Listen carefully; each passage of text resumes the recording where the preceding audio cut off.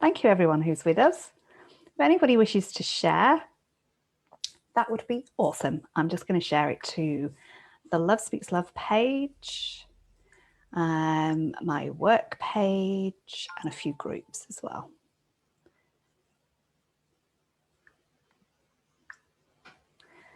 I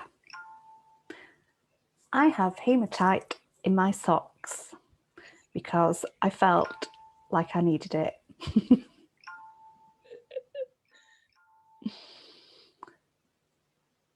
All right, turn that down. Brilliant. Okay, here we are on Love Speaks Love. I'm Denise, your host, for those that don't know me, and my beautiful guest today is Julie Dhara Roberts. Welcome, sweetheart. Thanks for having me. My absolute pleasure. This feels like it's been a long time coming, actually.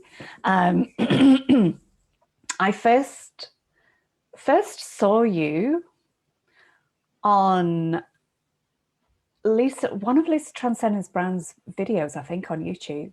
I think you were talking, it was like a group setting, and I think you were talking about Andaras. And then again with Katie and DeCrow, there was some, I think it was the trees one, maybe. It was like an activation of the trees, like some crystalline activation. And then on Todd. And here we are now. So Yay. It's lovely to have you here. Thank you so much. And for those that don't know, Love Speaks Love is a platform for people to share wisdom, share experience, ceremony sometimes. Today is a 4/4 gateway. It's the 22nd of April. And it's also Earth Day. So we are bearing that in mind as well with what we share here. So I'm going to, while people are joining us, 11 as I just looked at that.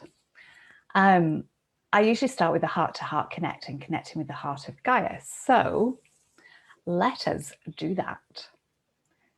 So I invite us all to take a few long and slow deep breaths, breathing love into your beautiful, beautiful hearts.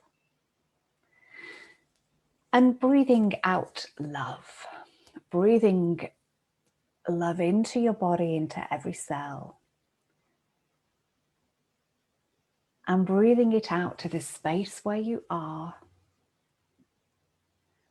And as it's Earth Day today, let us breathe love to every plant, every tree, every animal, every creature being,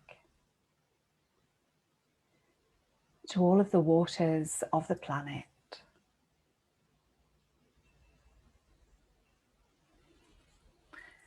And extending our heart awareness out to the heart of Gaia.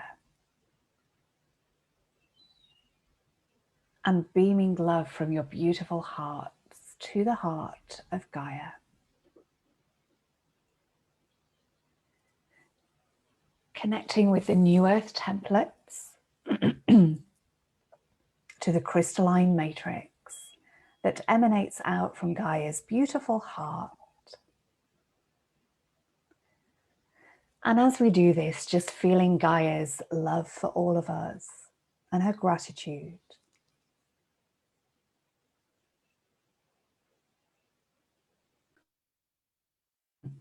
For all that we are and all that we do.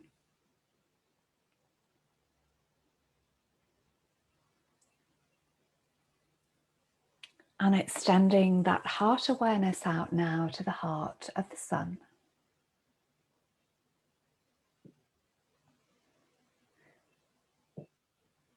Feeling the love and the energy from the sun going into your beautiful heart, into your solar plexus, connecting with your inner sun.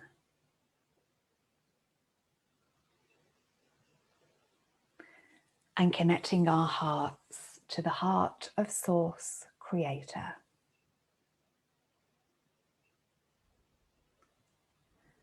Breathing in source love to every cell of our bodies. recognizing that we are all in one unified field of love.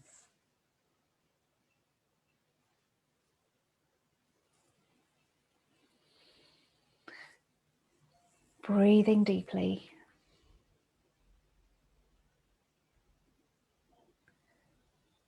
Feeling the love moving around your body into every cell.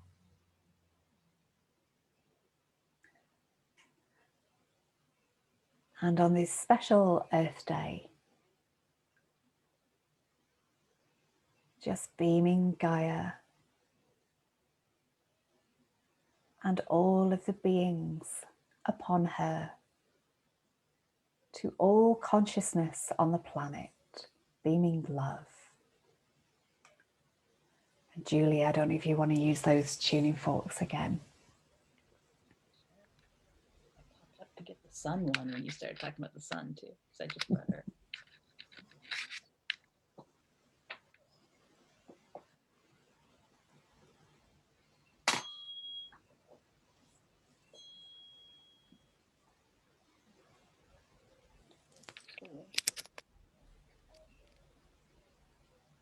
You still hear me today?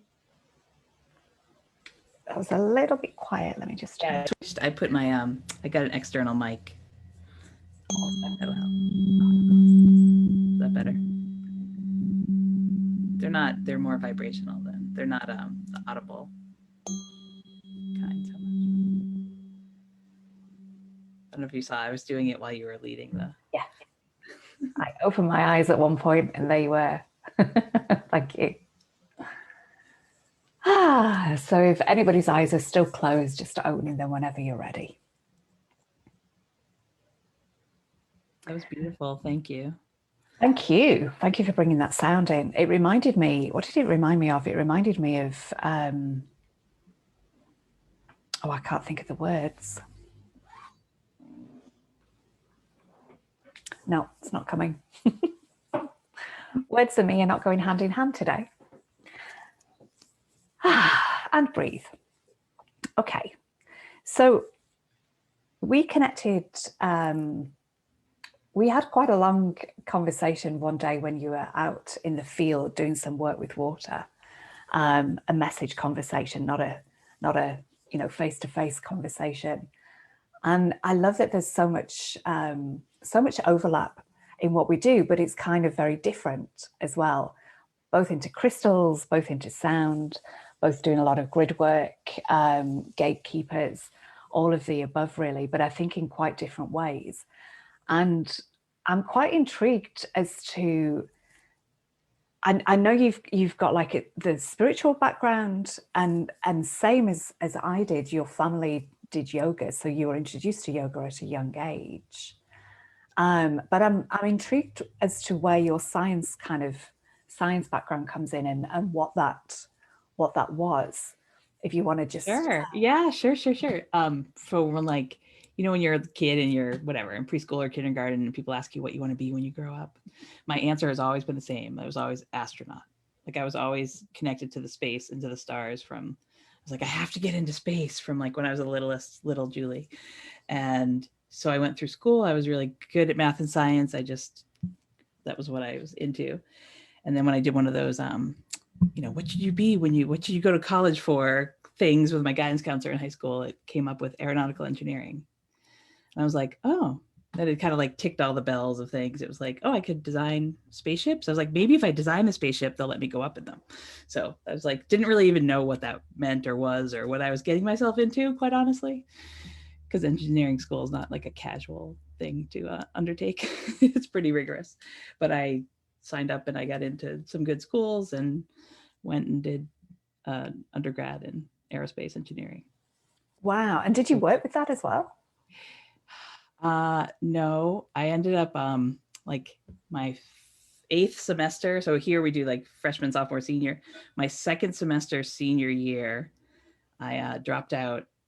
My poor mother dropped out and moved across country and sort of had my like spiritual awakening and then fast forward 10 years later, I was thinking about going to school for either acupuncture or a naturopathic or osteopathic school.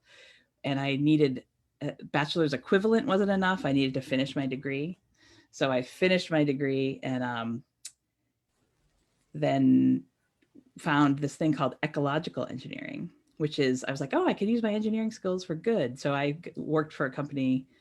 I worked with John Todd, he does Oceanarcs Institute in Falmouth. He's a professor at UVM, but he does what's called the living machine. So he basically takes water in, runs it through plant roots and through all these systems and like puts it back out more clean.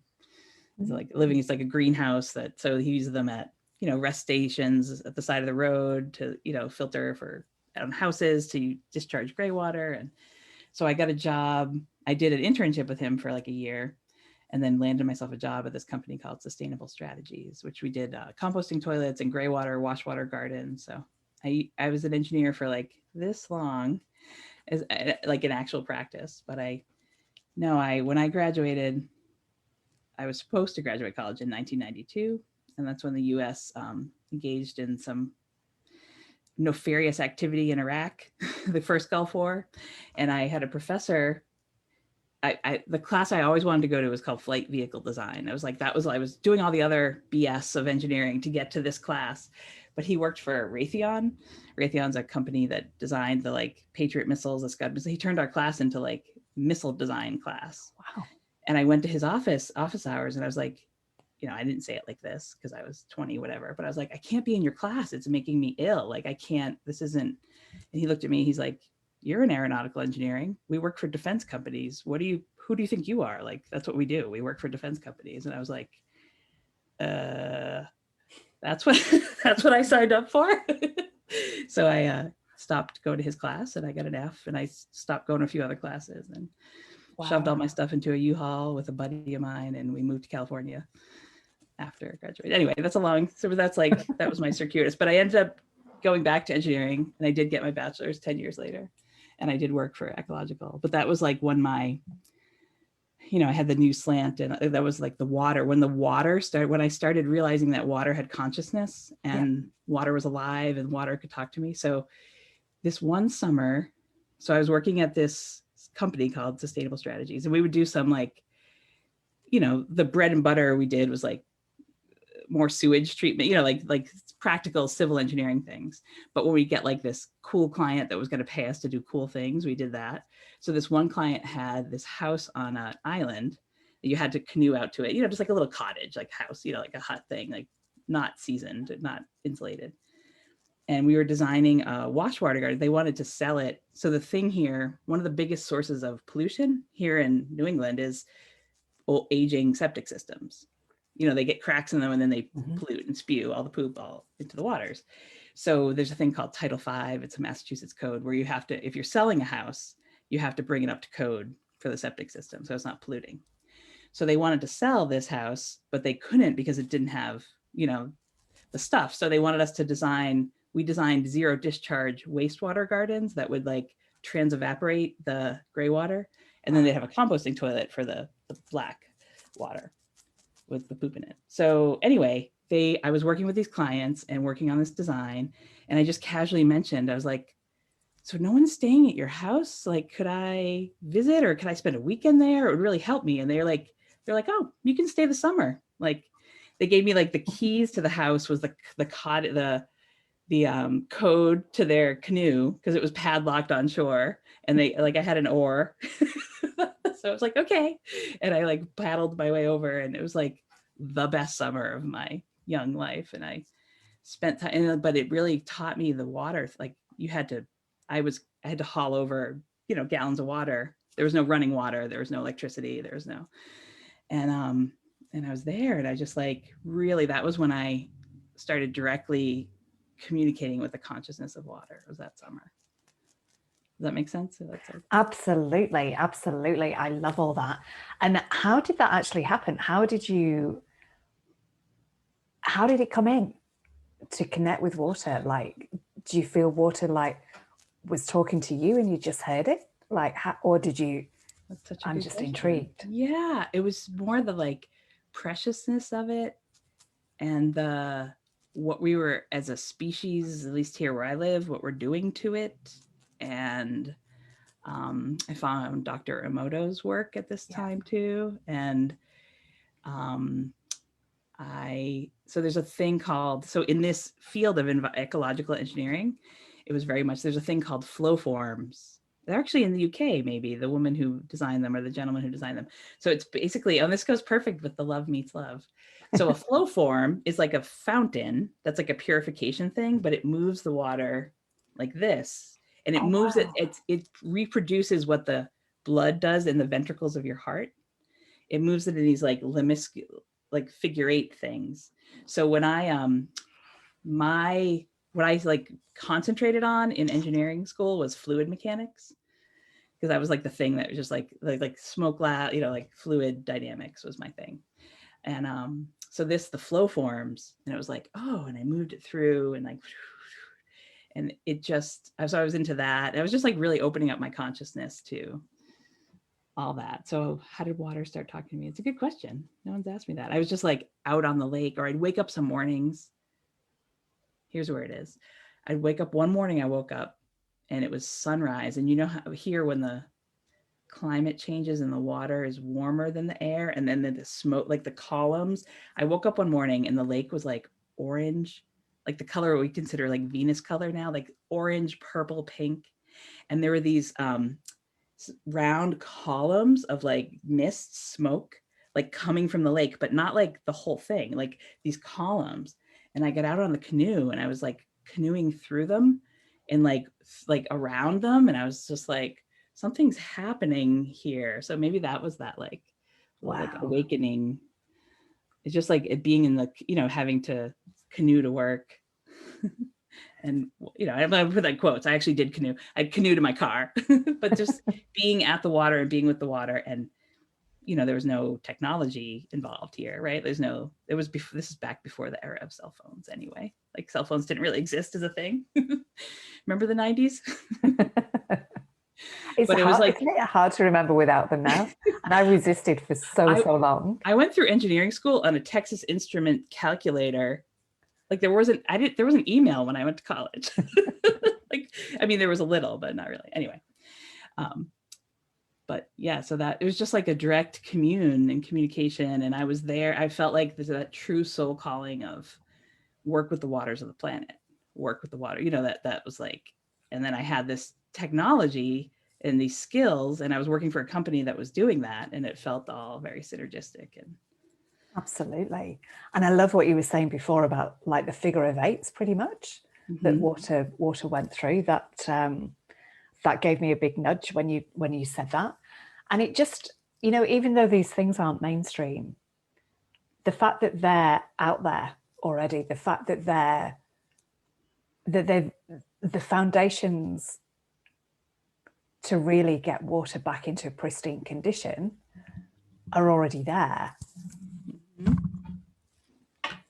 There was something when I read your because you've got 2 websites. One is mainly Andara's, and your sessions and things. And the other one is you describing grid work that you've done. And oh, that's funny. Katie's just put something on YouTube. She's just flashed up Katie and Dick Crow's just flashed up in the corner of my screen. And I so associate you two together. And I've lost my train of thought. Where was I going? You were going. Oh, I know. Yeah. Yeah. So when you did Katie's course about grid work, you learned how to kind of write up in a pretty scientific way, or you used your scientific background to kind of aid with that, exactly what you do when you're doing grid work, and so you can, share it with other people. Yeah, I didn't learn that. I took Katie's course and it was tremendous, and it was a huge door opening for me, and for it I will always be tremendously grateful. But I didn't learn the write-up part. In fact, I think it like freaked her out a little bit that I did that, because I was like, that's what you do. Like you do an academic, like a paper, not like freaked her out, but you know what I mean? It was just like not expected part of that curriculum. But I just had that scientific mind, and like you document, a lot of the engineering courses are like lab science and you're documenting as you go.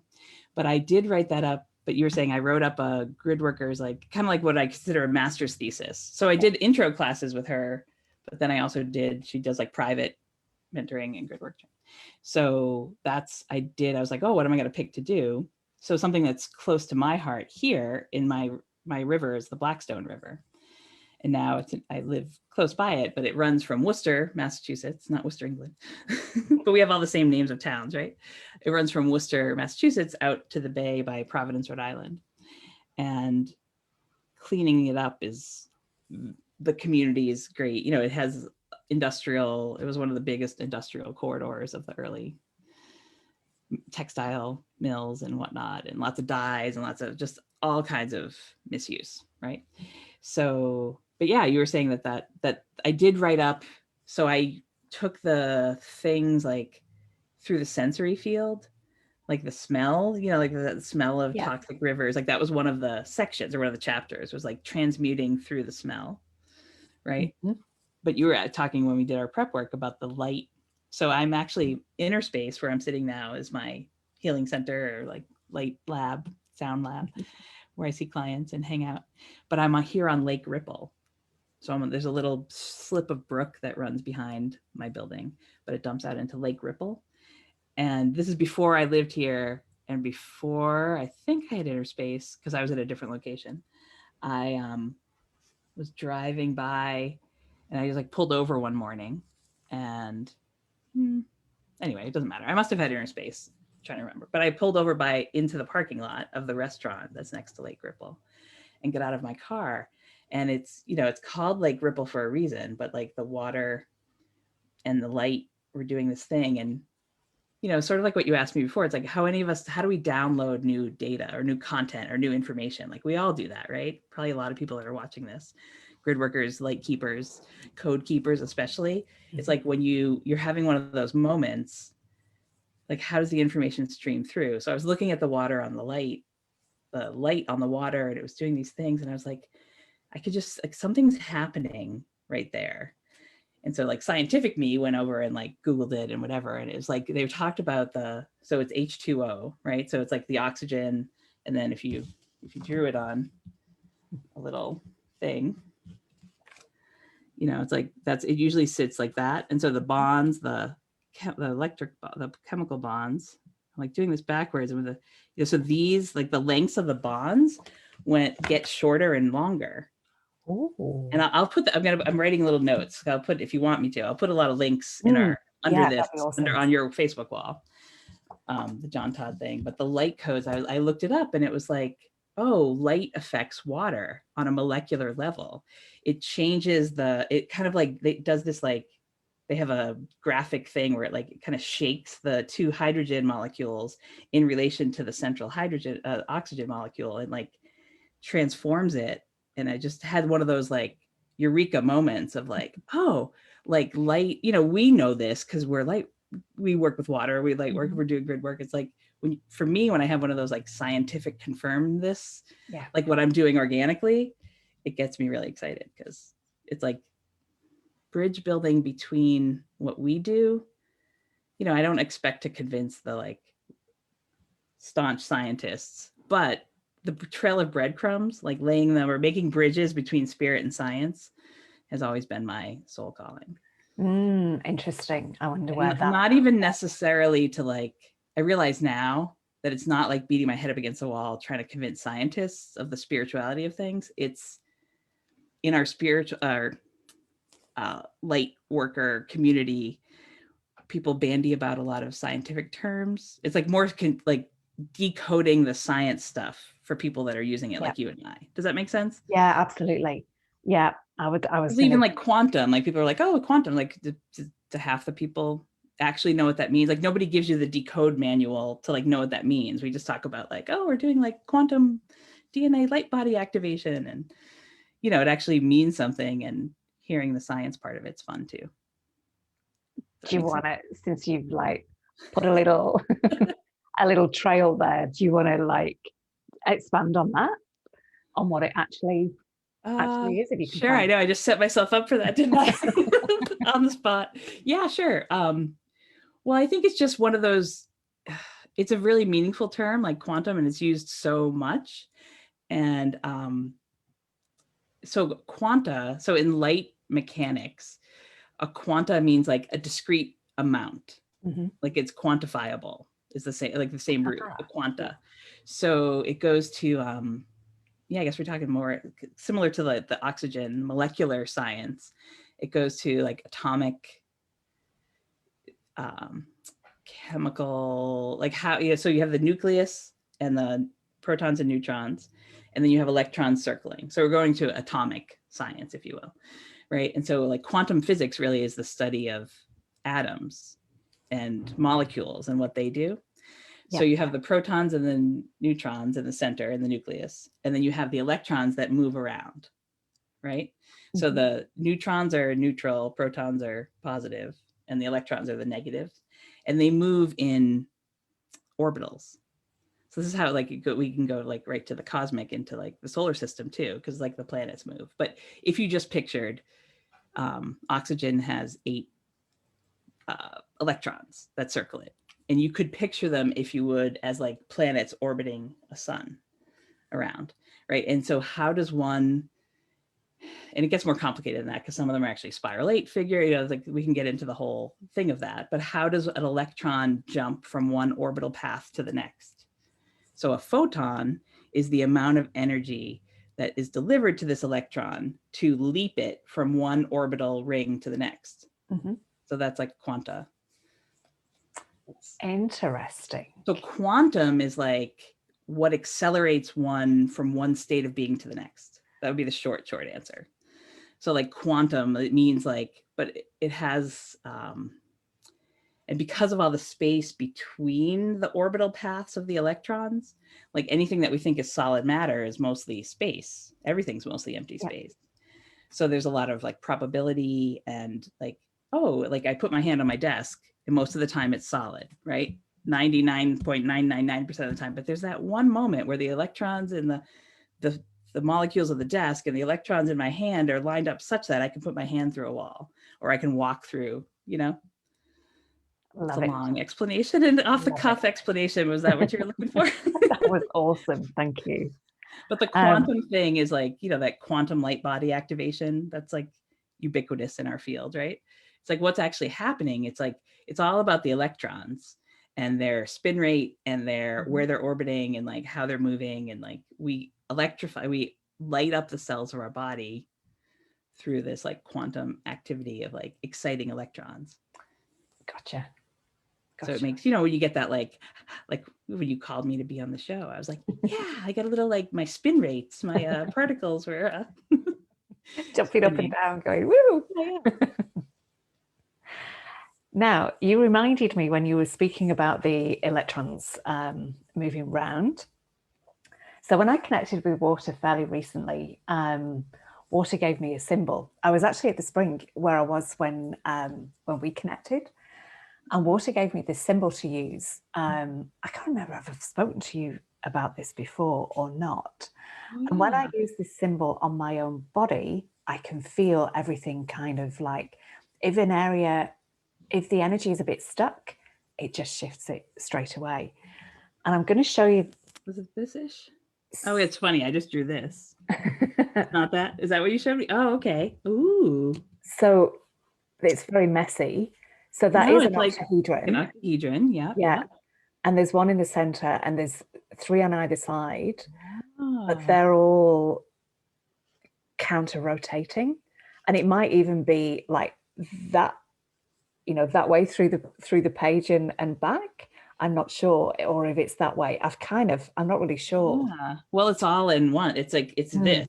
So it's like, that's the thing, it's like, it's all about, you freeze frame it. I'm not saying your symbol, but like you freeze frame it for a second and they line up that way. Yeah. Right. But then really what they're doing is like, this. And then you're like, oh, they can orbit this, you know, they can just particles in general. I mean, not your symbol. That's so, can I say a few things about that's a cool symbol. Yeah, please. So that's water. I don't know if I've ever said this out loud to anyone before. I have this feeling that like, so I was 13 when Carl Sagan came out with that book, Contact. You remember that? Like Contact's like we all read, right? And I remember as a 13-year-old reading that book and I was like, oh, they're looking the wrong way. Like this contact that we're looking for, like the alien life form, like it's like, they're not going to be they're not going to be humanoid beings. Like they should look vibrationally for other like star, the contact from. But fast forward to like nowish, I have this like theory that oxygen is really our source of life, right? And water is a big conveyor of that. But we're coded to this 8-body solar system. Like our sun has 8 planets orbiting around it. So my theory is like another sun, a distant sun that has 12 planets, or whatever, however many planetary bodies are around that sun, is what the live beings that are in that solar system, that other star system, are coded for. And so it's like, we go to look for carbon-based, oxygen-based, breathing like human beings like we are. And that's not the intelligent life that is on these other star systems. They're just coded to be like, maybe it's around nitrogen, or maybe they're like amoeba. It was just a whole different phase. I really took a little tangent there too, but that's what your symbol talked to me about, is like, we are coded as oxygen-based beings who breathe in oxygen and live off that. So the 8 is like in the water. That's like our source of life. That's our life code. Interesting. But some other star, like if we're gonna wax galactic too in any of your work? Yeah. Oh, so yeah.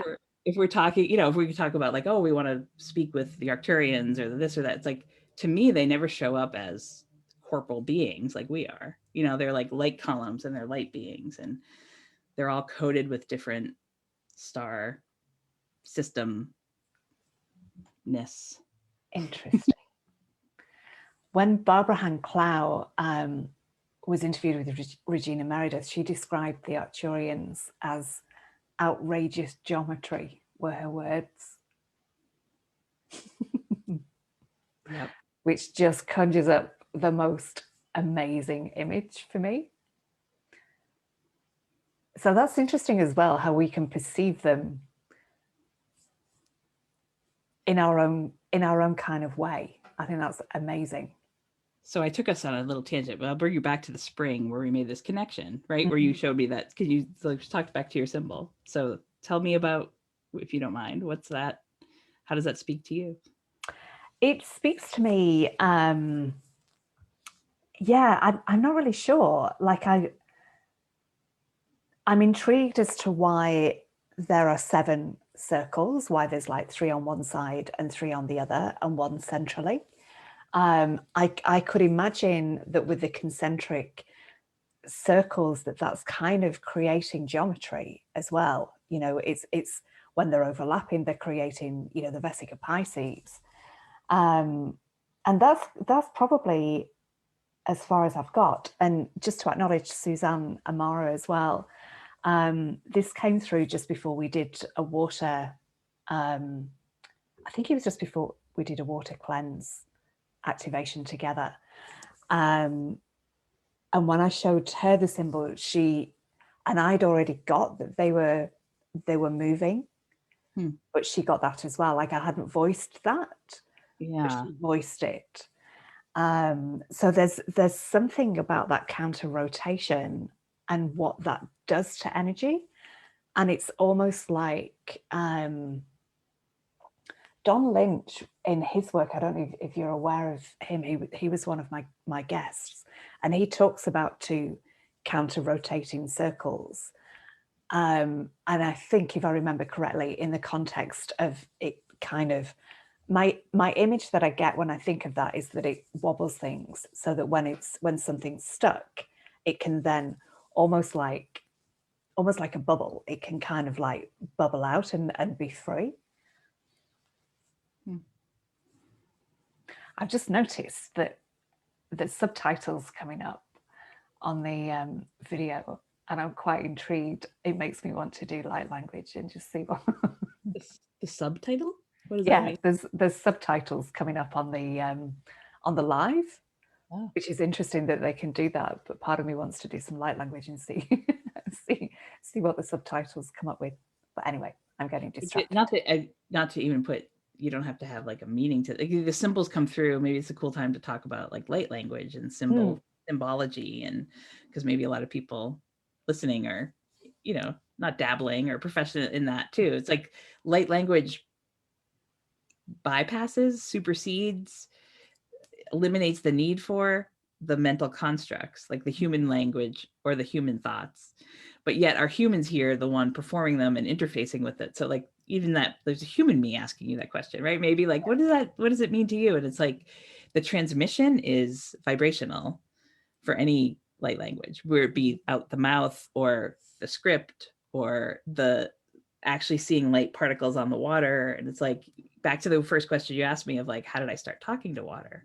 It's like, all of it is like through your sensory field. So this wants to come out now too. So I did yoga.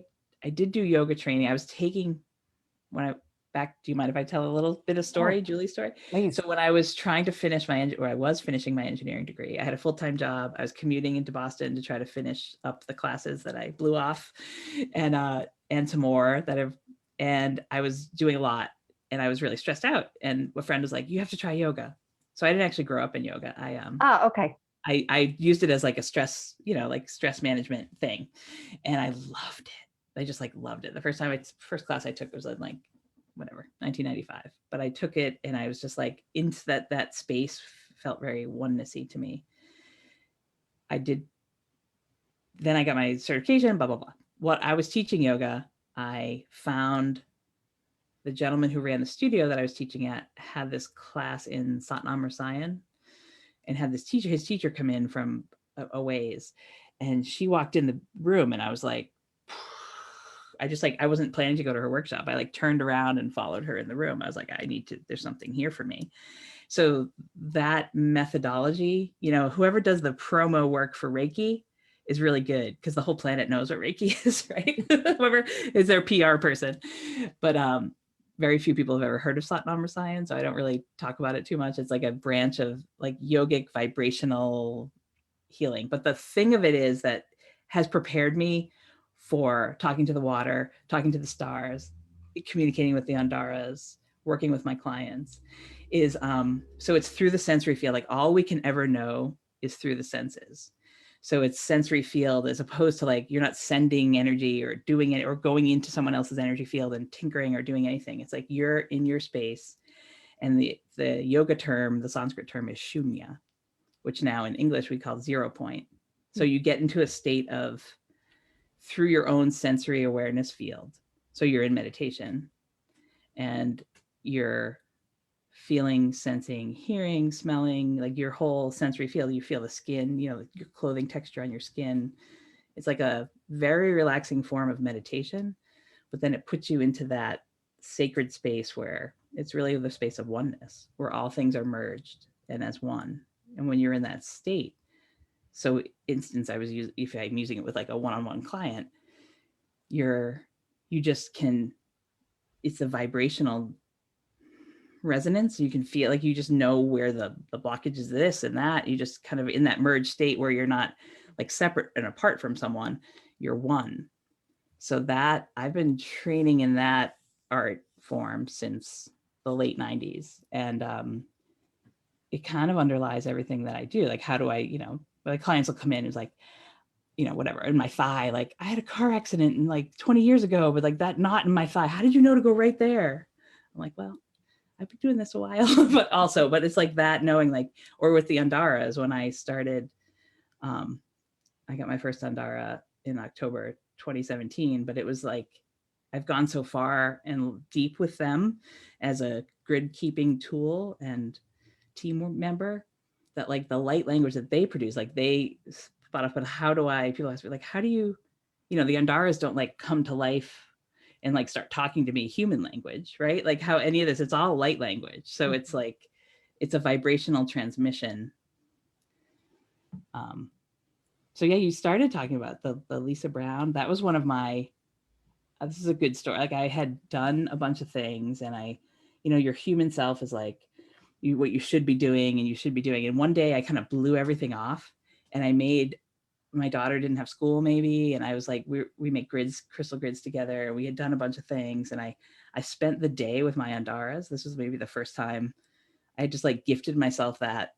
And I had this like, oh, I should have been doing more. I wasn't doing too much. And was I doing anything? And then like, it's not a casual endeavor. If like Lisa Brown Facebook messaged me and I was like, what? Like she invited me to come and do the crystalline grid keeper thing with her. And that was like the most humbling, amazing. And I was like, yes, please. Like, and then that was like my soul, like, okay, you were doing something, Julie, that day, you know, you're not just like playing around with rocks and making things pretty, like, you know, and it's also like the sharing of it. I think a lot of us do these things quietly in the comfort of our own neutral space. And it's like, takes a lot to like do something like what you do, have the show where you're on and you're like publicly, you know, telling people what you do in the quiet times of your ceremonies and, you know, how you commune with the earth and how you like speak with the Andaras. And so it's, you know, brave brothers and sisters like us that are like, oh, we'll actually talk about the wacky things that we do in our own spare time. Do I have to? So the Andaras are like, the light language for me is a lot more, like it's all the time, but it's like I do a lot of drawings of it. And I do and can, you know, like light language comes through my mouth a lot too, but I find it more like private, like sort of, you know, like it's so ceremonial. And so like, I'm not one to like make a video of like, you know, like the language of it. Yeah. But I do a lot of toning and sound work. That's how it started to come through with me, actually. I'd learned something called Anubis Reiki, which, similar to what you were saying, it's where you kind of, you and the client together go to the 0 point, to the you know, with Anubis, you're going to that empty space, that void. That's the word I'm looking for, that void space. Yeah, so that's what shunya means. It means void, nothing. Yeah. 0 point. Yeah. Cool. And the lady that taught me that encouraged us to use our voice in our sessions. So that's when I started using my voice, and light language had come through like one sentence before, but yeah, it's so interesting what can come through and what all this area is capable of producing. Like, you only need to listen to beatboxers and be like, how are you doing that? How does like the human form create those sounds? But when you start doing it yourself and doing your own tones and things come out that you didn't know that you could do, and overtoning and all that kind of stuff. Have you connected with the Hathors? Yes. So that, like, when they sort of like came through and like, I don't want to say they installed, but we together like sort of installed this thing in my throat a bunch of years ago. And then I was like driving around in my car and like that feeling of like, I didn't know a human throat could produce these sounds. And then after a bit of that, I found Tom Kenyon's work and I was like, oh, okay. Do you know who that is? I'm sure. I know his name. I don't think I've ever looked at his, it's come up before though. So, but it's like that, it's like the amount. So for me, like it comes out as like more of like a toning, chanting, or there's some, you know, occasionally, but it's cool, right? Like but it's like the sound codes. So we were talking about the photon thing, right? Photons are the quantum particles of light. Phonons, they're not, phonons are the quantum particle of sound. So like you're affecting, I know I have a write-up to do about this because I need to share about the phonons found me like last year, but I had never heard, you know, in all my dabbles of whatever, sound healing and physics, I'd never really heard that term before. But the phonons are, they're the same. They're the quantum particle that delivers sound. So there's a whole thing about the Andaras and toning with them, and how it works with crystalline structures and glass, and you know, that like the activity of the liquid light that is Andaras, and toning with them does a whole other thing. That's really interesting. And of course, things can be emitting a sound. Just because we can't hear it doesn't mean that it's not being emitted from something. And to me, you know, light would hold a sound if our ears were tuned to pick it up, because it's a frequency band. Right. And a lot of people right now are having that skill unlocked to the ear, the hearing, a lot of the people, the ringing and the, it's like, oh, you're just being the clairaudient thing, or the clair of the ears is coming online massively for people.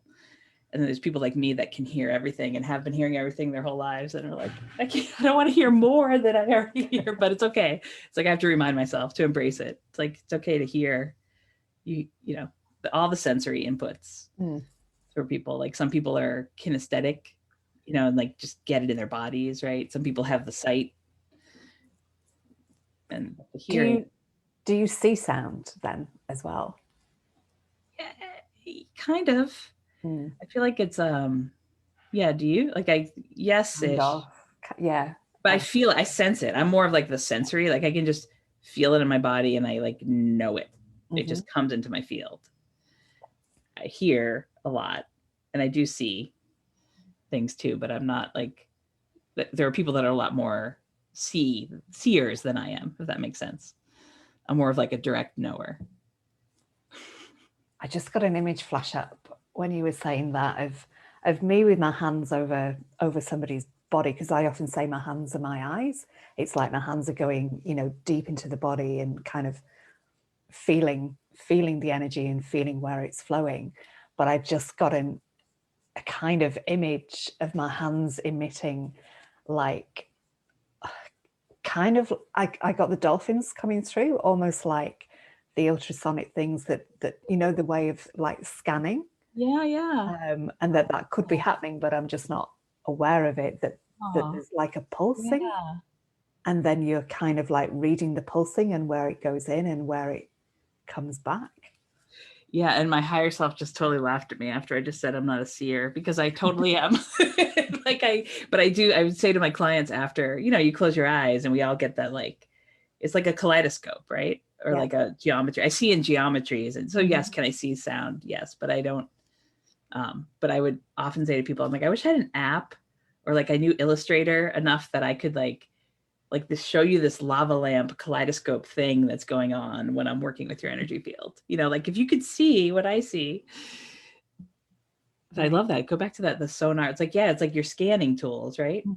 Or like on Star Trek, they have the tools that like just scan the field, right? It's like the hands-on healer has her or his hands. And the feeling of like hearing the energy of the body, not just feeling it, but actually hearing it. Because as you know, when you do sound near a body, so if you're doing the tuning forks, or I've got chimes that I use, and as you come into the energy field where it's a bit stuffed, where it's not flowing so well, it will stop reverberating. The reverb will stop. Yes. And I thought there was something wrong with my chimes when that first happened, because I'd bang it and it'd be like blink, like, and I'd be, what's going on? And then lift it up to listen, and as soon as I lifted it off the physical body, it would start reverberating, and I'd be like, that's interesting. You put it back down, it goes quiet again. You lift it up, and you hear the reverb again. And then I'd kind of like do my magic on the body and ding it a few more times, and then it's like if that's the blockage. This is how I used to describe it. The sound waves are just pummeling that until it like gives way.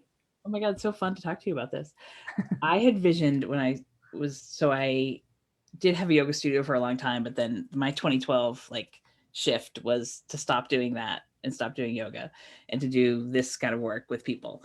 So, but I could see, I was doing a lot with the chakras, but I kept wanting chakra chimes. And I finally found this. I have this like giant thing. I can run and go get it if you want, but it has the 8 octaves. It's like a musical scale, but I use it to relax the person at the beginning of sessions, but I use it as a scanning tool. And, I just go up the scale and like there's atonal frequencies somewhere along the way. And so it kind of guided me when I was like newer at this. It would like guide me of like which part of their field to work on.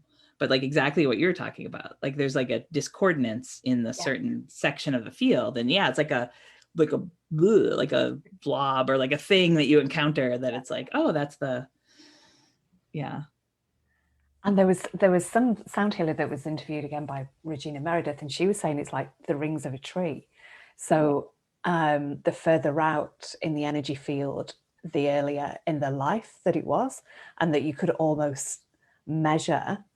So the more recent stuff is more close to the body, and the, you know, further out, the younger the person would be. That's amazing. Like we could talk for hours, Denise. This is so fun.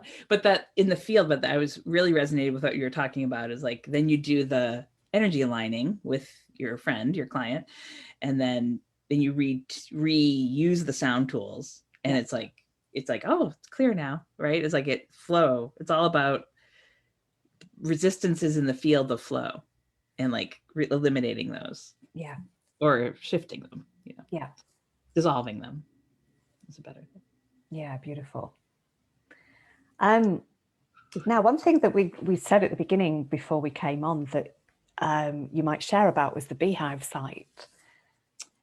Do you want to share that, or do you feel that that's? Yeah, sure. No, it's kind of a cool because it relates definitely to sound.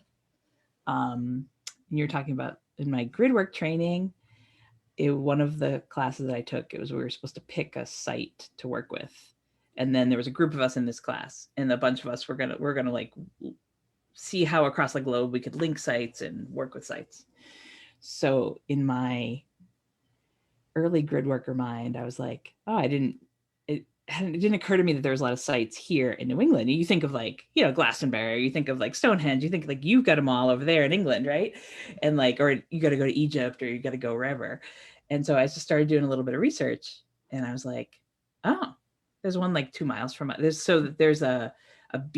this astronomical stone site that's a couple miles from my house, and it unlocked this whole like realm of knowing about the stonework that's here in North America.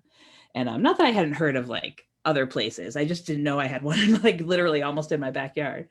But so there's one of the most well-preserved and largest stone structures here in New England is a couple miles, like a mile from where my kids go to school. And it's a corbelled construction. They basically mean they don't use mortar with the stones. So it's shaped, they call them beehive chambers because they're shaped like the big domes. And if anyone had watched one of the later Star Wars movies, you know, where Luke goes, like, so he goes to Skellig Michael. I mean, they film it there, but he's on that, you know, when he goes into his thing. So I started doing a whole bunch of research about them, and like the big still lingering question is like, who built them and why and what are they for? But for me, I had more of like a awakening with it. It was like, well, not that we don't care about who did, we might never know that, like that remains a mystery of like, what can we use them for now? Like, what are they about now? So this local one of mine is a beehive chamber that is a chamber and then has a 14-foot like tunnel or like a neck to it. So it's said, and there have been a lot of people, astronomers, archaeologists, people that care about stonework that have done tons of research on this that paved the way for me. But so I went and like found all the books and bought all the books and read all the books and looked online and went to the library and like figured out. So they had done a lot of research with it. There's an organization called NERA, and I should know what it says, Northeast Regional Archaeoastronomy, something I should know off the top of my tongue, but like that. But basically it's aligned to the summer solstice sunset. So they think this could have been like kind of like an early telescope, if you will. Like if you sit in the center of the chamber, it darkens your field, and there's like a little eye window that you look through. So there are also stone cairns on the hill that's a few miles away that the chamber looks towards. And so there are a ton of set alignment stones. There's one for the sun that sets on the summer solstice, but there's also a chunk that it's a Pleiades set too. So this started this whole it's not when the Pleiades set in the summer because they're not visible then. So like the heliacal rising and setting of stars and like the seafaring villages or beings that would live in the Mediterranean. Like, who cares about the Pleiades and when they rise and set? And why would there be alignment stones here that are set to that? Like, who's that important for? So some Mediterranean cultures would use do we know what heliacal? Should I explain what that is? The setting and the rising. So basically, like, the sun moves across the sky, right? And sometimes it's near other stars. And when the sun's near a star, we don't see it because it's out during the day, right? So we want to see stars we can only see the stars at nighttime. So the sun, when the sun and the star are really near each other, it's like this star goes invisible, right? So when the last time you see it at night is the setting of it before it goes into its like conjunction time with the sun. So this chamber is set to that, and there's a lot to talk about it, but I was doing tons of research, and I was trying to not even figure out who built it, but just like learn more about it. And this Irish monk, so one of the theories is that the Irish Chaldee monks came across the Atlantic in way before Columbus, like back in the day, in the early AD, like 300, 600, 700. And maybe shared with the Native Americans who were here then, the construction, so I was exploring that and reading about that a little bit, and like, why would the shamans or the people that were here build, if you're a nomadic, not even agricultural based person, like, how are you going to spend that much time building these stone chambers? It's like these are the mystery parts of it. But like, or what would that have to do with it? So I was researching about Saint Brendan the Navigator, is this like Irish monk, and he has these very fantastical tales about his voyage, that he got the call from God and was like, you got to build a, sort of like Noah's Ark-ish. You got to build a ship, and you got to take monks, and you got to go find the promised land or the new land. And he did that, supposedly built a ship, and he has this, his journey is like a classic Irish folk tale, or like a parable or missive that people read about. And it talks about his journey across the ocean and how you'd see these giant pillars, crystals coming up out of the ocean. And he like stopped on the back of this island, and they got out to like cook. All the monks got out to cook, and it turned out it was the back of a whale. And so he had this whole, like, there's like a whale tale that happened on like the Easter Sunday. And he talked about this like island of sheep, and like, now people are saying like, oh, maybe he came across, maybe it's Iceland, maybe it's the Faroe Islands, maybe it's Azores, maybe those are icebergs. And he just didn't know because they hadn't been out. But I was meditating with, communing with this whole thing, and I read this little snippet of something that I researched that said those beehive chambers were built so that like 10 monks could stand in them, 10 to 12 men.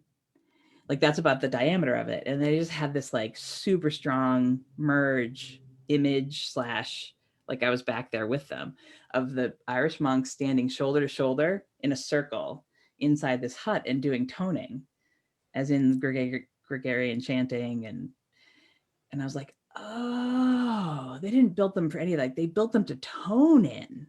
And it was just one of those like ping, ping, ping moments. So I had also found a friend here who, it turns out, her sister used to own the house that was like on top of this beehive chamber that's here in our neighbor area.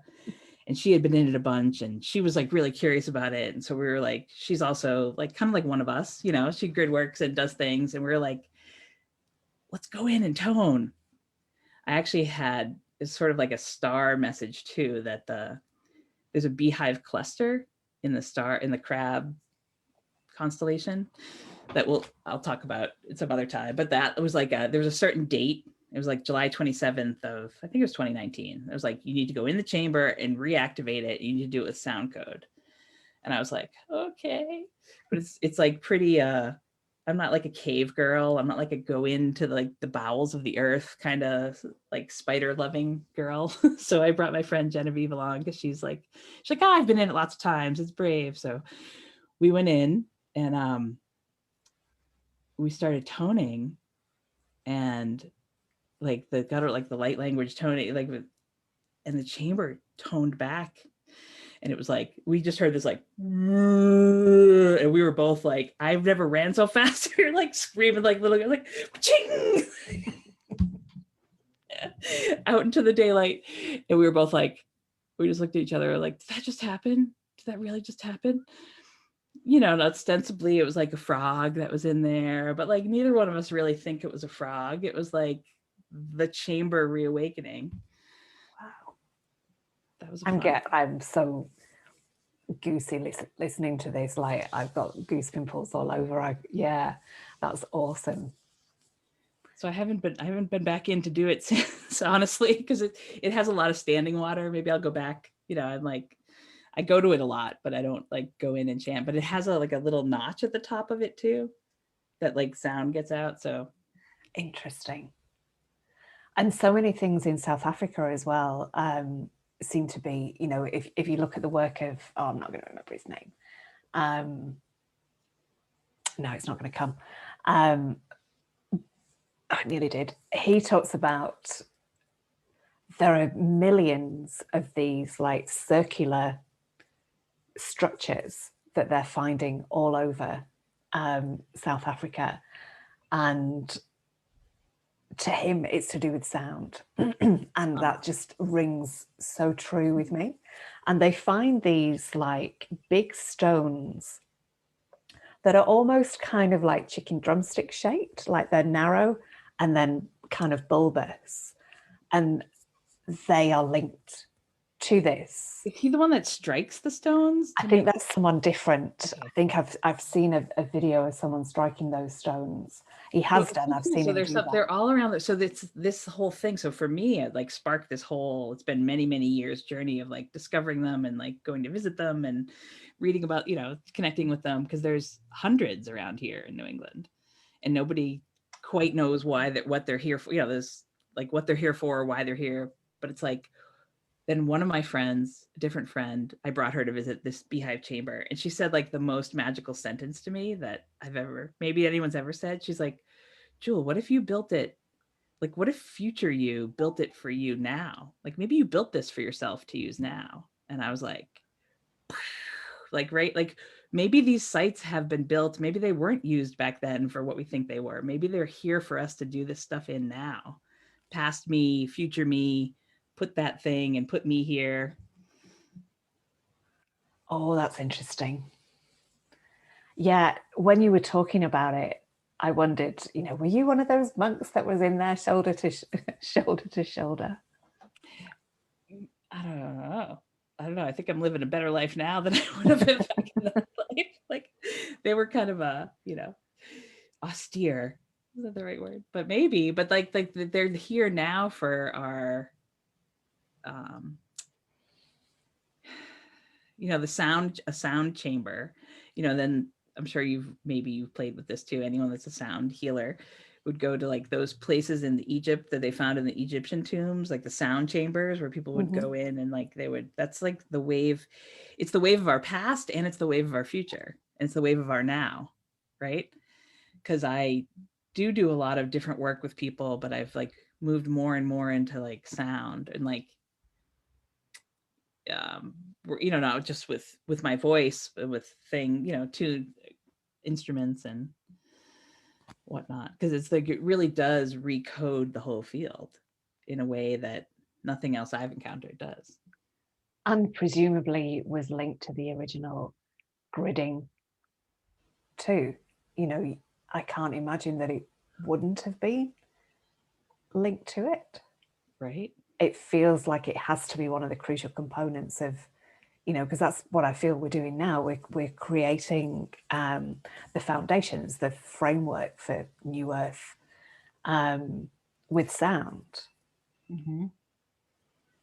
And crystals as well. Like I can't really, and light, like sound, crystals and light, just, you know. Right. That's when I found that phonon thing and I was like, oh, that's the link. Like, how do you get those three together? Right. It's like working with the crystals. We know how they work with light and photons, right? And codes and like, but like they do work with sound too. I'll send it your way when I manage to get it out of here and onto like here. And presumably emit sound too, again, Right? that we can't actually Right. I'm hear. gonna play with that, friend. Thank you for that Mm. little, not little, big. Should we? I feel like we should play some things. We both brought instruments, and I've never hung out with anyone else who I've been playing with crystal pyramids for years now. But then when we were doing a little, Denise pulled hers out a moment ago, and I was like, "Wait, you have a crystal pyramid too?" Like little sound geeks that we are. You want me to ring it for you? You have yours too? Did you say you Yeah. got yours? Have you been playing with it for? Oh, I just love it. And have you noticed this about, do you mind if I say a few? Because you just got yours, you said a week ago or so, right? You notice that there's a different pitch. Yes.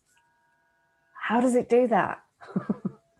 Even if you hit the same spot, it's different. And I hear like 3 tones. One's kind of like almost constant. It's got a constant rhythm. And then there's like overtones with it. And then there's like a wah-wah pedal setting too. Yeah. Like a guitar. It's like it wah-wahs. Yeah. It's Michael Tellinger. Michael Tellinger is the guy that I was trying to think of. If you don't know about his work, check him out. It's really interesting. Okay. Really interesting. Should we go out with a cloud of sound? Yes. We'll probably have to do it separately just because of Zoom's limitations. Right. But this has been so delightful. I feel like I want to talk to you all day. I know. We'll have to do this again soon.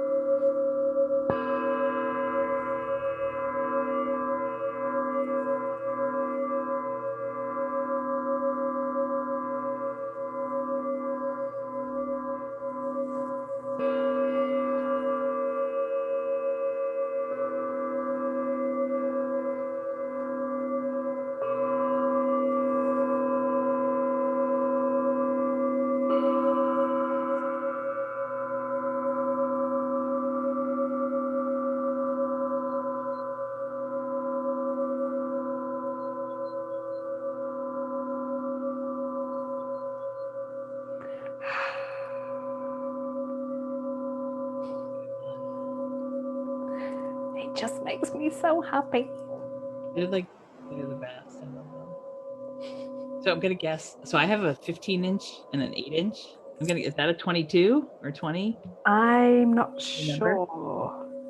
Because the larger they are, the deeper the sound is. The smaller they are, they're like high pitched. But that one's like that one. I would say it's 22. I'm just trying to picture a 30. That was mine. No, I don't think it's quite that big. I reckon it's like maybe 15. Oh, okay. Cool. I haven't measured it.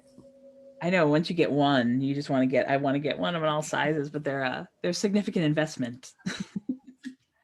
I got crystal tuning forks as well, or one that's set on A, and I'm being guided that I'm to get a G as well. So it doesn't make much sound, but you put it on the body and the reverberation is incredible. I was singing into this the other day.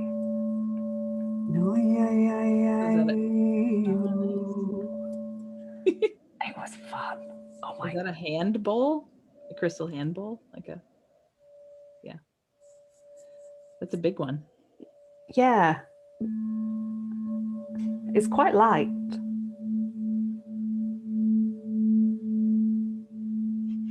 I don't think Zoom picks that up so well. No, we can hear it. I can hear it. But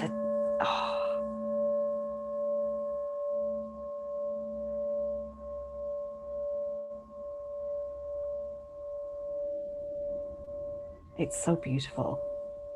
So I feel like we're comparing toys. So I bought this. This was my gift to myself a little bit ago. Or not gift to myself, inner space. They're all like, we're so smart because these are like for me, like it's a tax deduction. It's a work tool. But this is a Zen VibraPoint.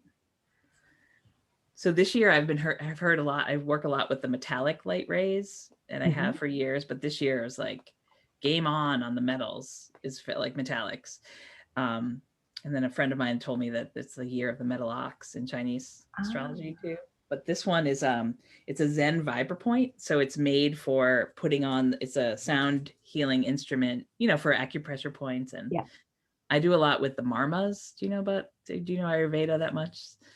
It's Ayurveda is like the sister science to yoga. It's like the science of life. But the marma points are locations on the body where they're like control valves, if you will, for the prana, the nadis, energy to flow.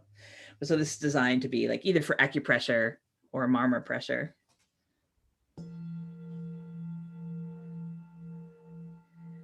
And it does have one of the roundy rounds like yours does, but it doesn't pick up that well. Just that you put it down, like you put it on a pressure point and it like melts the whole the whole scene. Wow. I want to come around to your house. Yeah, come and play. With all my toys. Oh, right? I just felt really dizzy then when I put my head down and put it up. I'm kind of going like this now. Oof. This has been amazing. Agreed. Super fun. Thank you so much for inviting me on your love fest. Thank you so much for agreeing to come on. My head's still time. Yeah, right. It's still spinning.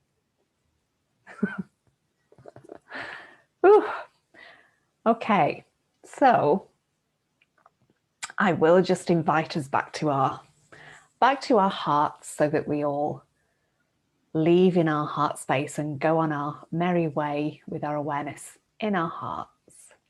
And let's just beam out a whole lot of love again. And even if you're watching this on a different day, on the replay, all good. It's Earth Day every day. Thank you, lovely. This really has been incredible. And thank you, everybody who's been watching as well. Either live with us or in the time traveler now, in the future now, or on YouTube. So thank you, everyone. This has just been absolutely lovely. I will stop the live stream. See you soon, everybody.